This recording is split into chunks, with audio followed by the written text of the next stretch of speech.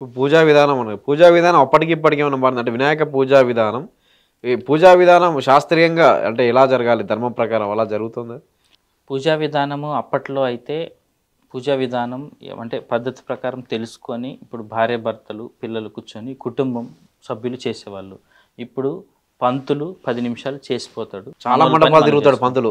10 నిమిషాలు పంతులు చేసిపోతాడు. మనోళ్ళ పని మనోళ్ళు చేసుకుంటూ ఉంటారు. అది పంతులు అసలు చాలా పరిస్థితి. బిజీగా ఉంటారు ఈ 9 రోజులు. ఒకటే పంతులు దాదాపు ఒక 20, 30 మండపాలు పట్టుకుంటాడు. అదే అది అందుకోసమనే ఇప్పుడు మనం ఏంటంటే మనం ఖచ్చితంగా పంతుల దగ్గర పూజ చేపించాలా అట్లా ఆ కాన్సెప్ట్ లేదు మన దగ్గర. అంటే మీరు చాలా మంచి పాయింట్ తీసుకొచ్చారు. ఇప్పుడు పెళ్ళిళ్ళలో కూడా చాలా మంత్రాలు భార్య భర్త నేర్చుకొని చదవాల, వాటి అర్థం తెలుసుకోవాలా. కానీ మన పెళ్ళిళ్ళలో పంతులు చదివేస్తాడు అన్ని. భార్య చెప్పాల్సింది పంతులు చెప్తాడు, భర్త మమానం అంటాడు లాస్ట్‌కు. చెప్తాడు. లాస్ట్గా అట్లా అది అసలు ఎందుకు అంత ఫోర్స్ ఎవరు చేస్తున్నారు మన వాళ్ళని? ఖచ్చితంగా భగవంతుడు ఏమైనా ఫోర్స్ చేస్తున్నాడా? మన భగవంతుడు ఫోర్స్ చేయడు. మన భగవంతుడు రూల్స్ రెగ్యులేషన్స్ అట్లా కాదు. నన్ను నమ్ము, నాకు పూజ చేయి, నేను నీకు ఇది ఇస్తాను. ఈ బిజినెస్ పెట్టుకోలేదు మన భగవంతుడు. మనది బిజినెస్ రిలీజియన్ కాదు ఇది. అంటే బిజినెస్ చేసే మొత్తం కాదు ఇది. భగవంతుడు మన మనస్సు చూస్తాడు, మన శ్రద్ధను చూస్తాడు. సో మనకి ఎంత శ్రద్ధ ఉంది, మీకు సమయం ఉంటే శ్రద్ధ ఉంటే నిజంగా మంత్రాలు మనం చదువుకొని పూజా విధానం చేసుకొని పంతులు గారి సహాయం తీసుకోవాలా. పంతులు చేసేటివి పంతుల దగ్గర చేపించాలి. కానీ మనం చేసేటివి పంతులు చేసేటివి అన్ని పంతులే చేస్తాడు. మనం మాత్రం ఏం చెయ్యం. మనం వస్తువులు తీసుకొచ్చి అక్కడ పడేస్తాం. లిటరల్గా చెప్పాలంటే పంతులు చేసుకొని పోతాడు. ఇది మంచి పద్ధతి కాదు అసలు. మనం మంత్రము అని ఎందుకంటున్నానంటే, నేను మంత్రం అనేది శక్తి, అది సైన్స్. ఆ శక్తి వల్ల ఆ పదాలు ఉచ్చరించడం వల్ల మనలో మనకు తెలియకుండానే చాలా గొప్ప మార్పు జరుగుతుంది. అది ఒక హీలింగ్ ఫినామినా. అంటే మనస్సు శరీరము రెండు ఒక చాలా రుగ్మతల నుంచి బయటపడే విధానం మనది. ఆ శబ్దం అనేది ఇప్పుడు గుడిలో గంట కొట్టడం కానీ, మంత్రాలు చదవడం లాంటివి కానీ, అవన్నీ పంతులు చదువుకుంటే పంతులకు మాత్రమే మంచి జరుగుతుంది, మనకు కాదు. మనం అది కూడా కూడా వింటలేం మనం.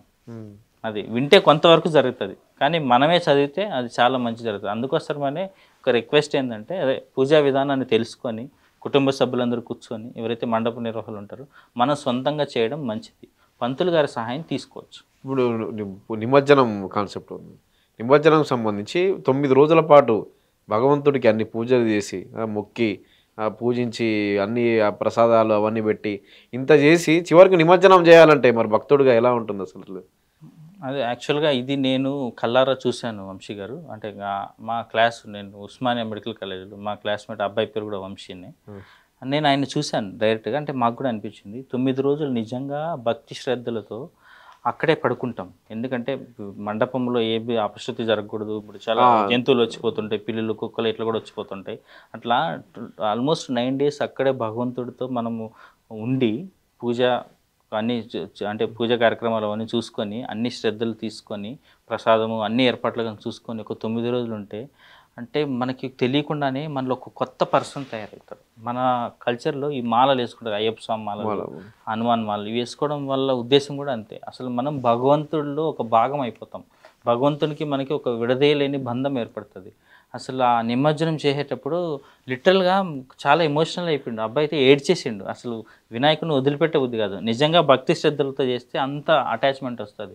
కానీ ఈ దేశం, ఈ ధర్మం యొక్క గొప్పతనం ఏంటంటే, ఎంత అద్భుతంగా మనం ఈ ప్రకృతిలో ఉన్న ఏ వస్తువుని తీసుకున్నా భగవంతున్నే, సాక్షాత్తు భగవంతుని రూపంలో ఒక వస్తువుని తీసుకొని మనం కేర్ తీసుకొని ప్రేమగా శ్రద్ధగా భక్తితో చూసుకున్న పంచభూతాల నుంచి వచ్చింది మళ్ళీ పంచభూతాలకే వెళ్తుంది. మట్టిలో నుంచి వచ్చింది మట్టిలోకి వెళ్తుంది.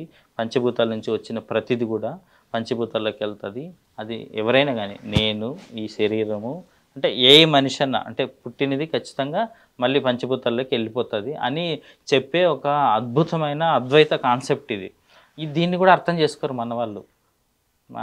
అంటే ఏం చెప్పాలి అంటే నిమజ్జనముని కూడా ఒక తన్మయత్వంతో చేయాల్సిన నిమజ్జనం, అంటే దేవుణ్ణి పంపించేటప్పుడు ఒక తన్మయత్వంతో ఒక ఆధ్యాత్మికతో చేయాల్సిన నిమజ్జనము, డ్యాన్సులు, డప్పులు, మత్తుతో చేస్తున్నారు. అది అటువంటిది ఎట్లా ఉంటుంది?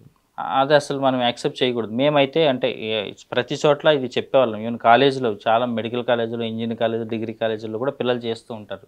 కానీ లాస్ట్ డే కొంతమంది మందు తాగేసి నిమజ్జనాలు కన్నా అటెండ్ అవుతుంటారు, డ్యాన్సులు చేసుకుంటారు. ప్రమాదం కూడా ప్రమాదం చాలా వరకు. అందుకనే ఇప్పుడు నేను ఒక సినిమాలో కూడా చూశాను, వినాయక చవితి ఉత్సవాల్లో వేరే ఒక మతానికి సంబంధించి ఒక వైఫ్ అండ్ హస్బెండ్ వెళ్తుంటే ఎవరో ఏమో అన్నారని చెప్పి. సో అలాంటి సీన్లు చూసినప్పుడు చాలా బాధ అనిపిస్తుంది.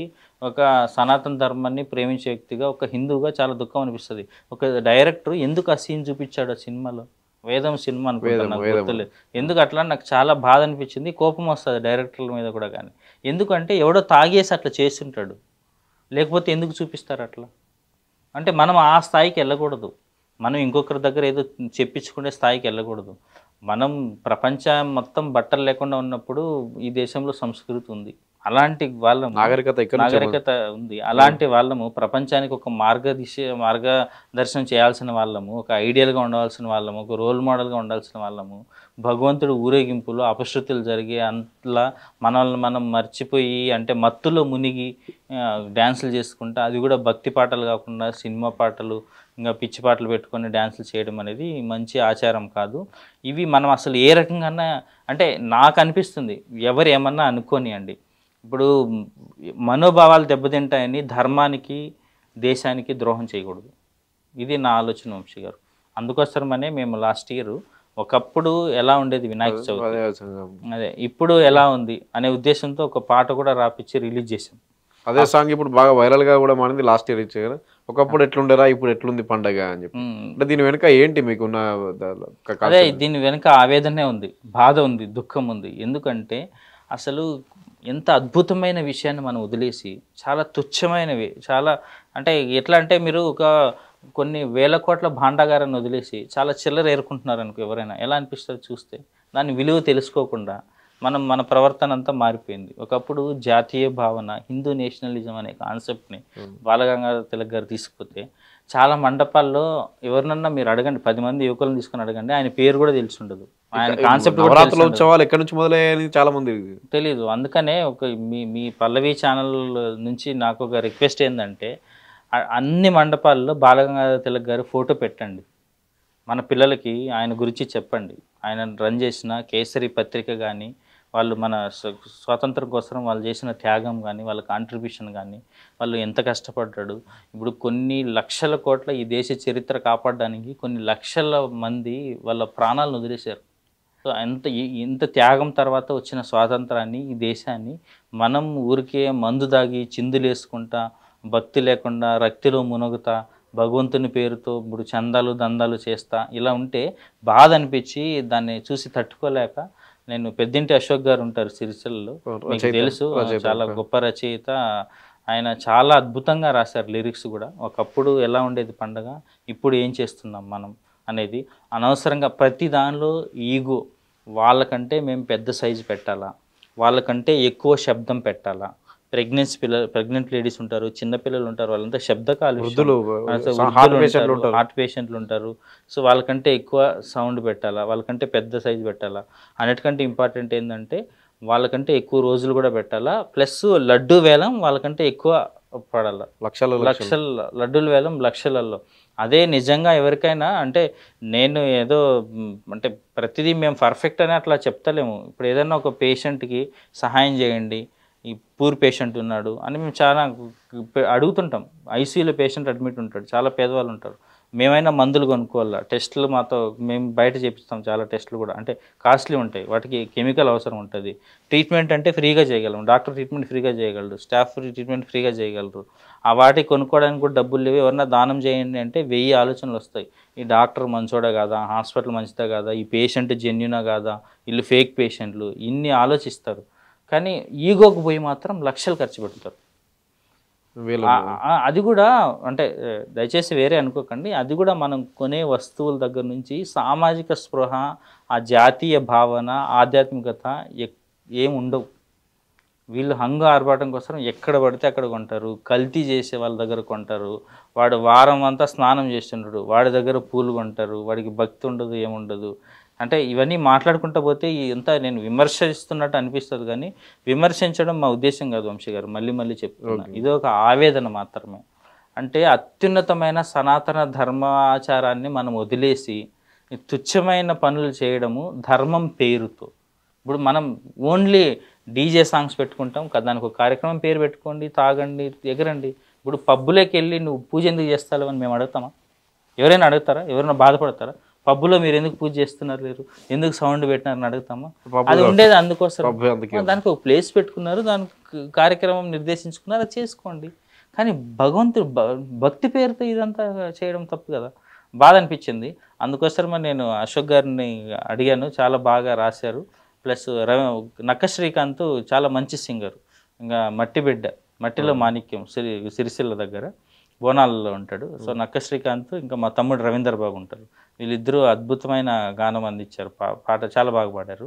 అది మేము బేసికల్గా ఎంటర్టైన్మెంట్ పాటలు, ఇంకా డబుల్ మీనింగ్ పాటలు ఇట్లాంటివి అయితే ఫుల్ వైరల్ అవుతాయి. మనోళ్ళు స్క్రీన్లో మొత్తం లక్షలు కోట్లు చూస్తూనే ఉంటారు. సో ఏదైనా మెసేజ్ ఓరియంటెడ్ సాంగ్స్ పోవు. కానీ నేను మీకు ప్రత్యేక ధన్యవాదాలు ఎందుకు చెప్పాలనుకుంటున్నానంటే, మీరు ఎప్పుడైతే ఆ పాటను గుర్తించారో అప్పటి నుంచి ఆ పాట చాలా ఫాస్ట్గా అందరూ చూస్తున్నారు. నాకు ఆల్మోస్ట్ ఒక 100 మెసేజ్లు వచ్చుంటాయి. సార్ ఈ ఆలోచన మీకు ఎలా వచ్చింది, చాలా అద్భుతంగా ఉన్నాయి లిరిక్స్ కానీ, చాలా మంచి సందేశం ఉంది అని చెప్పి.